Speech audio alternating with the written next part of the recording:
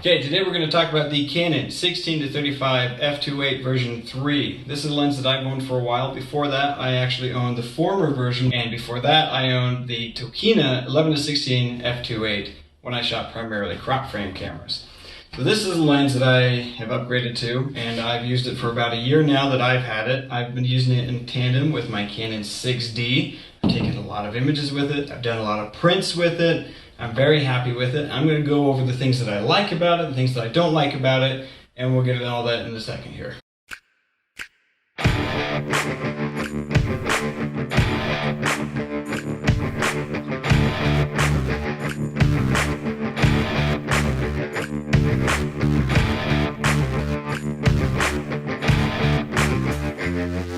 So this lens's designation is EF, meaning that it was designed for full frame cameras, but it will still work on your crop frame Canon cameras. Now, being a wide angle lens, and by wide angle I mean that it has a wide field of view. When you do landscape images like these, you typically want to see a fairly large point of view. So this lens goes from 16 millimeters, which would be its widest, to 35, which narrows it down a little bit. Now, you may have seen two versions of this lens out there, the 16-35 f4, but this one here is the 16-35 f2.8, which means that it has a larger aperture. That allows for more light to pass through the lens into your camera.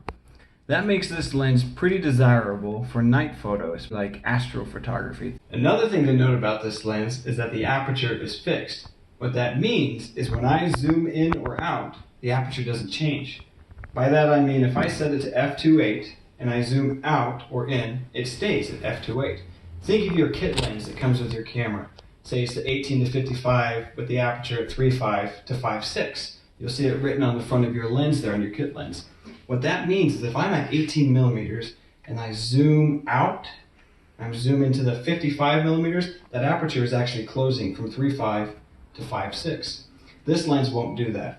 If I'm open at 16 millimeters and I have my aperture at f2.8 and I close it or zoom in to 35 millimeters, it's going to stay wide open at f2.8. That doesn't mean that I can't change the aperture in this lens. I can still change the aperture. In fact, this lens has an aperture range of f2.8 to f22. So at any time here, I can decide, I'm going to shrink that aperture down to f22 and get a really deep depth of field. Another notable feature about this lens is that it's capable of taking circular filters. It takes an 82 millimeter filter thread, so I can use ND filters, polarizers, I can stack filters. Just know if I'm going to stack filters, anything more than one filter, I'm going to see some vignetting at 16 and then so on. So I often do an ND filter on top of a polarizer, but at 16 millimeters, I'm going to see some vignetting there.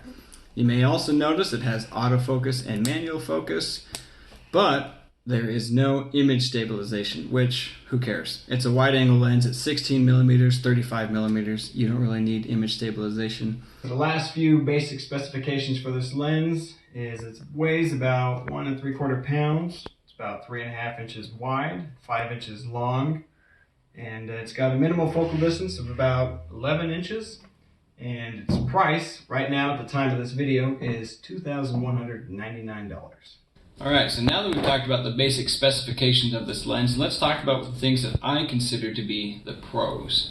So first of all, we've got to start with how sharp it is. Holy buckets, this thing is sharp. It's way sharper than the version 2, way sharper than the Tokina 11-16 2.8, especially around the corners. This lens blows both of them out of the water. You get to the Tamron 15-30, and they're about equally as sharp, but this lens, man, I couldn't be more happy with how sharp it is. Next thing is chromatic aberration. So this lens performs really well with it. The version 2 was, it was okay. The Tokina 11-16 was awful at chromatic aberration.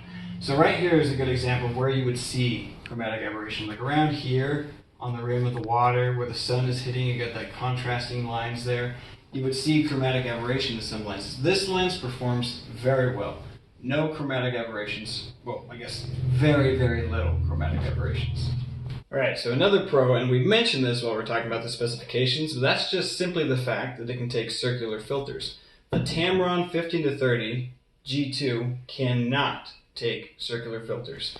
And that's a big plus for me on this lens because I need that when I'm photographing water, I want to be able to blur that motion. I need a polarizer. I need an ND filter. I need a filter on it.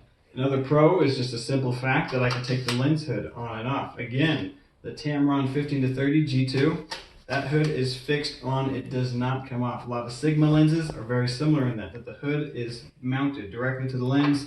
They are one thing, you cannot take the hood off. I like to be able to take the hood off on this because it stores better, I can put filters on easier that way. Hood being able to be removed is a big plus for me.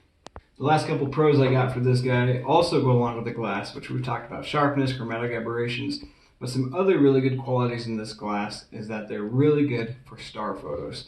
Sometimes when you're doing astrophotography, your stars kind of turn into these little like commas, and that's just a problem with glass. It's type of chromatic aberration. You don't really get that with this lens. It does star photography really well. Maybe a little bit around the edges and the corners, which is not that bad like you get in the version 2 or other similar lenses.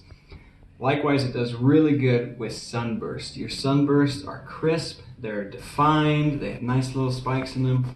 They're really good, perfect little sunbursts. All in all, this lens does really well. Alright, so we've talked about the things that I like about this lens. Let's talk about the things that I don't like. And I'm going to be honest, that list is pretty short. But I have to admit, the vignetting on this lens is less than desirable. There's a good amount of vignetting all throughout. 16 millimeters to 35 millimeters, there is vignetting on this lens. If you were to take a picture of just a pure white background, you'll see the vignetting on the corners. It's not that big of a deal. You can just put those shots in Canon Digital Photo Professional. You can program that program for this lens, and it will automatically correct that vignetting because it knows it's there, it knows what to take out. And it's a pretty easy fix, but the issue is you really shouldn't have to fix that. Lastly, I gotta say the price. It's just a pretty expensive lens. And I mean, you're getting a lot for that price anyways, but man, I wish they could figure out a way to make this stuff cheaper. When you're looking at the Tamron, which is the 15-30, and it's half the price as this, it can be tempting. But I gotta say, I looked at both of them, I tried both of them, I shot the Tamron extensively, and I'll choose this guy over it any day. I'll pay the extra money for this any day. When you're looking at other lenses like the Sigma, the Tamron, even the older versions of this, the F4 version, F4 is still pretty good, but this guy, this is what I need. It's good for my astro, it's good for my landscapes, I can put filters on it, for my water. I've been happy with it. I've never regretted purchasing it. And the price changes from now and then. I think I paid like $200 less when Canon had a sale, so you might want to watch for that. Overall, it's been a great lens and I love it. So, hope you guys got something out of this. Hope it helped you make a decision, and I look forward to seeing you next time. See ya.